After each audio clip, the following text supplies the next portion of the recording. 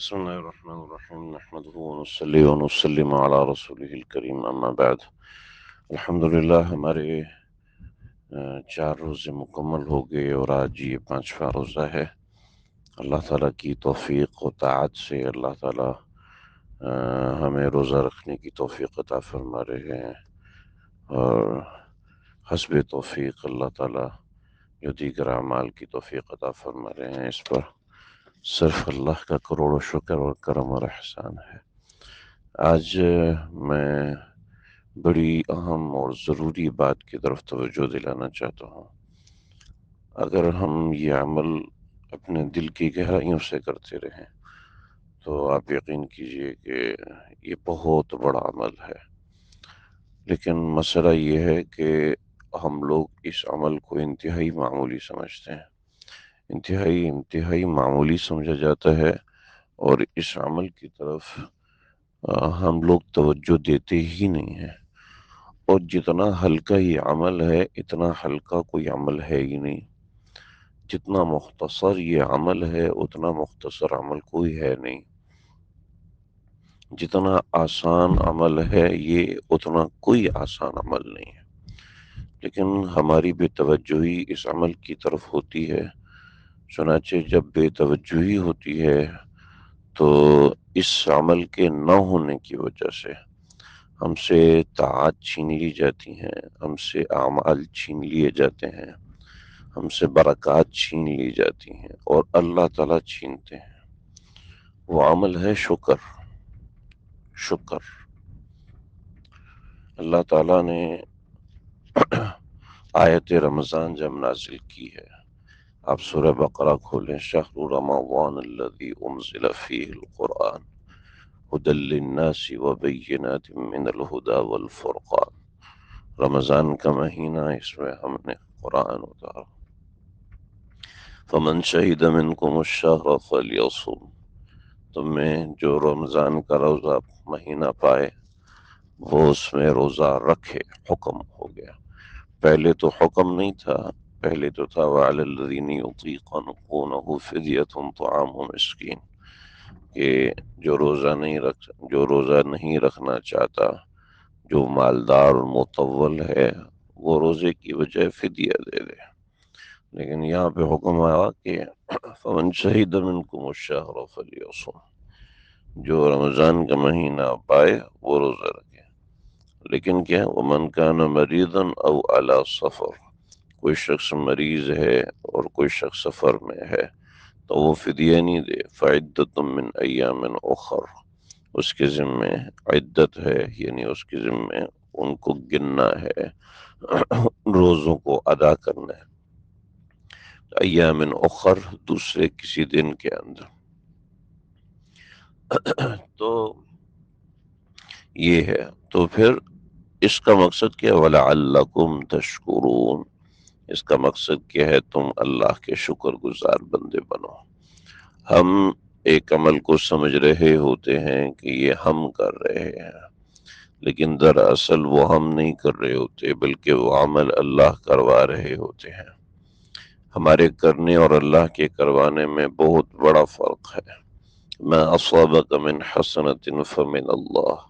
جو تم کرتے ہو نیکی، یہ صرف اور صرف اللہ کی طرف سے، فمن اللہ، اللہ ہی کی طرف سے ہے، تمہاری اپنی کوئی طاقت نہیں ہے۔ لہٰذا اس بات کی کنسیڈریشن ہو، مجھے بھی، آپ کو بھی، ہم سب کو، کہ جب بھی ہم روزہ رکھیں، ہم جب بھی تراویح پڑھیں، ہم جب بھی تلاوت کریں، تو اس میں تھوڑا سا وقت الگ رکھیں اس بات کا کہ اللہ آپ کا کرم ہے، آپ کا شکر ہے، آپ نے توفیق دی ہے۔ لیکن مسئلہ نظر آتا ہے کہ ساری ایفرٹس میں نے کی ہیں، ساری کوششیں میں نے کی ہیں، انتظامات میں نے کیے ہیں، ٹائم ٹیبل میں نے بنایا ہے، اور سارے اعمال کے اندر کوششیں کی ہیں، اپنا وقت نکالا ہے، ترتیب بنائی ہے، آرام میں خلل آیا ہے، اور جناب طبیعت خراب ہوئی ہے، چونکہ نظر یہ آ رہا ہوتا ہے کہ میں کر رہا ہوں، تو ہم اپنے گھر میں نظم بنا رہے ہیں کہ دیکھیں اتنی محنت ہم کر رہے ہیں، تو نظر اپنے اوپر آنے لگتی ہے۔ تو جب نظر اپنے اوپر آنے لگتی ہے تو انسان شکر گزاری میں رہ جاتا ہے۔ شکر کا مقصد ہی یہ ہوتا ہے کہ انسان کی نظر اپنے اوپر نہ رہے بلکہ اللہ کی ذات پر ہو جائے، کہ یہ جو بھی عمل ہے یہ میری تو صرف کوشش ہے، لیکن اصل تو اللہ مجھ سے کروا رہے ہیں۔ جیسے میں نے اپنے رمضان گروپ کے اندر ایک ویڈیو بھیجی کہ رمضان آتے وقت کسی نے اپنے گھر کو کس طرح خوبصورت انداز میں سجایا تھا،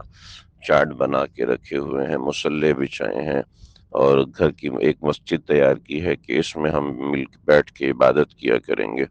تو یہ ہم نے اتنی محنت اور کوشش کی ہے، یہ اللہ کی توفیق سے ہوئی ہے، ورنہ گھر تو ہم عید پر بھی سجاتے ہیں، گھر تو ہم فلاں شادی کے موقع پر بھی سجاتے ہیں، لیکن نیکی کے لیے اپنے گھر کا اتنا اہتمام کرنا، کئی لوگوں نے مجھے ان باکس میں تصویریں بھیجی کہ یہ دیکھیں ہم نے گھر بنایا ہوا ہے۔ میں مصروفیت کی وجہ سے بھیج نہیں سکا، نہیں تو یہ یعنی کیا ہے، یہ اللہ کی توفیق ہے، کسی کا اپنا بس نہیں ہے۔ جب اللہ تعالیٰ کسی سے ناراض ہوتے ہیں تو اس سے نیکی کی توفیق چھین لیتے ہیں، اور بعض دفعہ اللہ آزمائش کی وجہ سے بھی چھینتے ہیں، بعض دفعہ اللہ تعالیٰ اس وجہ سے بھی چھینتے ہیں کہ انسان آگے اس نعمت کی قدر کرے، اور بعض دفعہ بہت سی وجوہات ہوتی ہیں، اللہ اس سے کوئی بڑی نیکی کروانا چاہتے ہیں، چھوٹی نیکی روک لیتے ہیں، بعض دفعہ بڑی نیکی روکوا کے چھوٹی نیکی کرواتے ہیں۔ لیکن ایک بات سمجھیں کہ یہ ساری توفیق اللہ کی طرف سے۔ اس بات کو میں ایک واقعے سے بڑے اچھے طریقے سے سمجھا، اور بڑا بہترین مجھے سمجھ میں آیا۔ میں ایک مرتبہ ایک طالب علم تھے میرے ساتھ مدرسے میں، تو وہ میرے گھر کے قریب رہتے تھے، تو گھر سے اچھا خاصا فاصلہ تھا، اور کوئی بس بھی نہیں آتی تھی، بلکہ 2-3 بسیں بدلی کر کے آنا پڑتا تھا۔ تو ظاہر بات ہے میں موٹر سائیکل پر آتا تھا، تو میں نے تو طالب علم اس دن کہا کہ استاد جی اس کے بعد گھنٹہ نہیں ہے، پیریڈ ہمارے نہیں ہیں، تو آپ مجھے ساتھ لے جائیں۔ تو چلو بھائی، ان کو ساتھ بٹھایا اور پہنچا دیا، اور گھر کے ظاہر بات ہے گھر گلی میں تھا، گلی چھوٹی تھی تو اس کے اندر بائک لے جانا تھوڑا سا مشکل تھا، اور مجھے مسجد سے تاخیر ہو جاتی تھی، تو اس لیے پھر میں نے ان کو گلی کے کونے پہ اتارا، آگے سے چلے گئے، انہوں نے مجھے کہا جزاک اللہ خیر۔ تو ظاہر بات ہے جو بھی کام ہے چھوٹی سی نیکی ہے، خیر وہ چلے گئے۔ میرے ایک ساتھ ایک اور استاد تھے مدرسے کے، اور وہ بڑے متواضع اور اس نوعیت کے، تو اگلے دن انہوں نے اس طالب علم نے اس استاد کو پکڑا، اور کہا کہ مجھے گھر اتارتے ہوئے آپ چلے جائیں۔ انہوں نے کہا ٹھیک ہے چلو جی، اپنے ساتھ بٹھایا اور لے کر آگے۔ انہوں نے بھی گلی کے نکڑ پہ اتارا، لیکن گلی کے نکڑ پہ اتارتے وقت انہوں نے ایک جملہ کہا،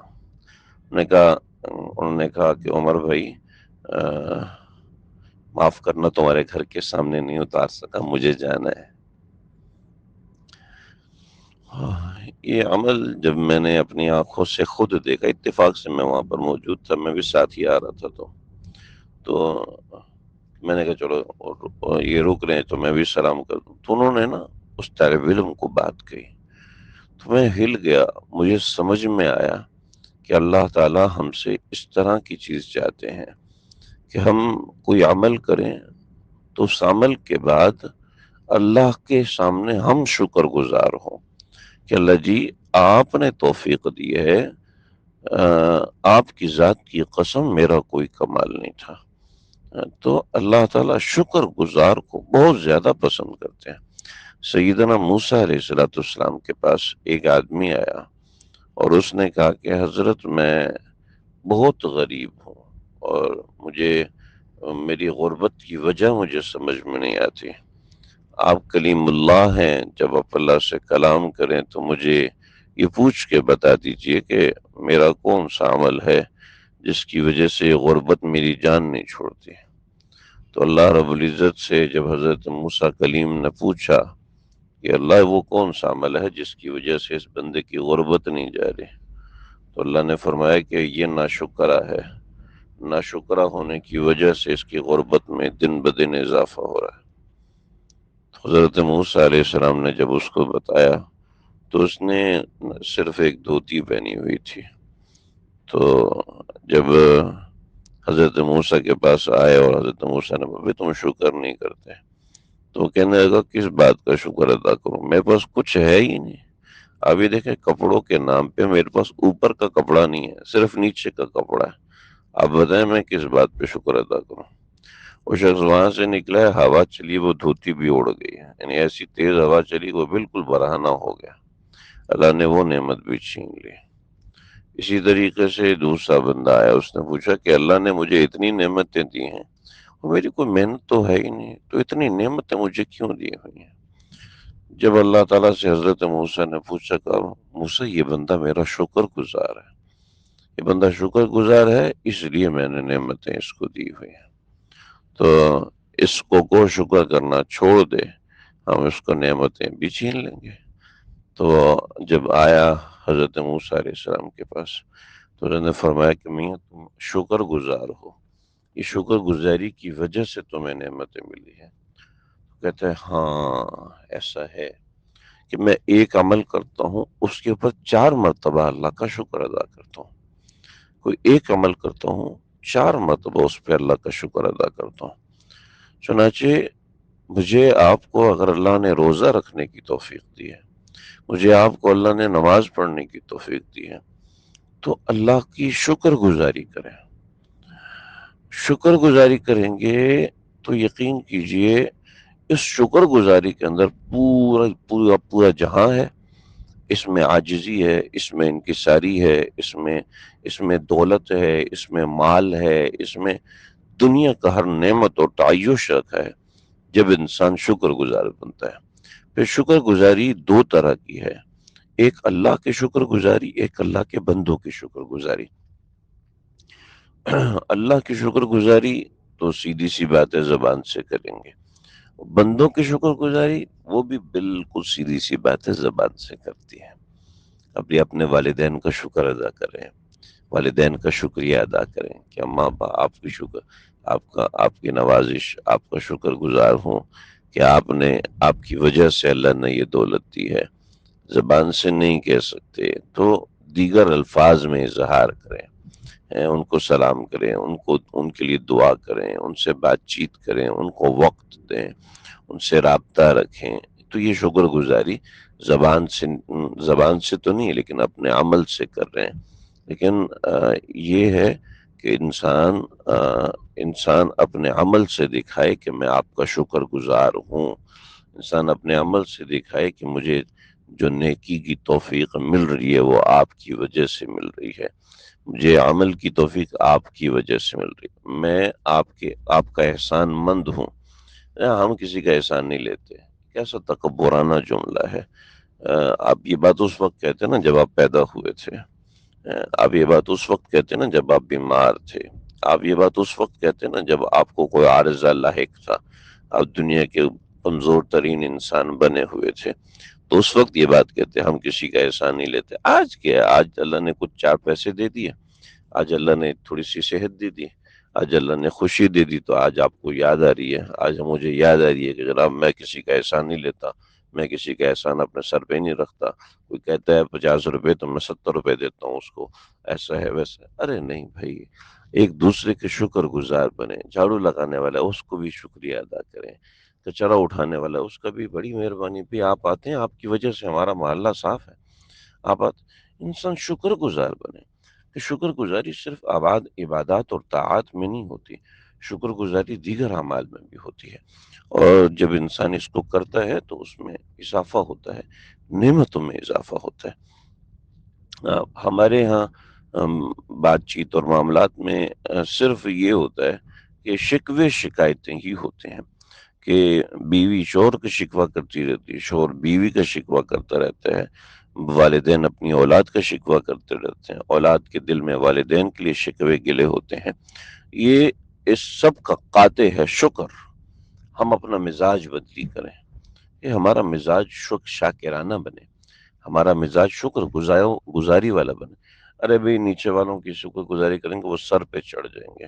ارے بھئی تو آپ اس کے سر پہ چڑھے ہوئے ہو، ایسا تو نہیں ہے نا۔ صنیع اور طریق، وے آف لائف اللہ تعالیٰ نے ہمیں سمجھا دیا، بھئی اس طرح کا وے آف لائف مجھے پسند ہے، آگے میری آپ کی مرضی ہے کہ ہم وہی وے آف لائف استعمال کرتے ہیں یا پھر ایک اپنے مزاج اور اپنی ڈگر جو ہم نے بنائی ہوئی ہے، جو ہماری ناقص عقل کے مطابق ہے، نہیں جی میری عقل ناقص نہیں ہے تو ضرور ٹھیک ہے بھئی،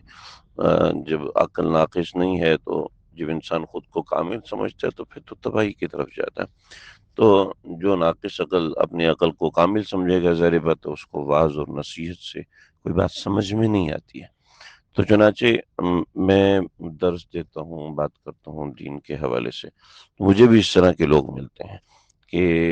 جو شکر گزاری کی طرف آتے ہیں کہ بھی بڑی مہربانی آپ کی، بات سے ہمیں یہ فائدہ ہوا، وہ فائدہ ہوا۔ آپ یقین کیجئے کہ ان کے لیے جذبات اور ہوتے ہیں، اور جو لوگ اس کے برعکس ہوتے ہیں ان کے لیے جذبات اور ہوتے ہیں، ان کے لیے دعائیں بھی اور ہوتی ہیں، معاملات بھی اور ہوتے ہیں۔ تو اس طرح کی چیزیں ہیں، ہم اللہ کے ساتھ ایسا معاملہ کریں کہ ہمارا معاملہ شکر گزاری کا ہو، مخلوق کے ساتھ ایسے معاملات کریں کہ ہمارے معاملات شکر گزاری والے ہوں۔ اللہ ہم سب کو عمل کی توفیق عطا فرمائے۔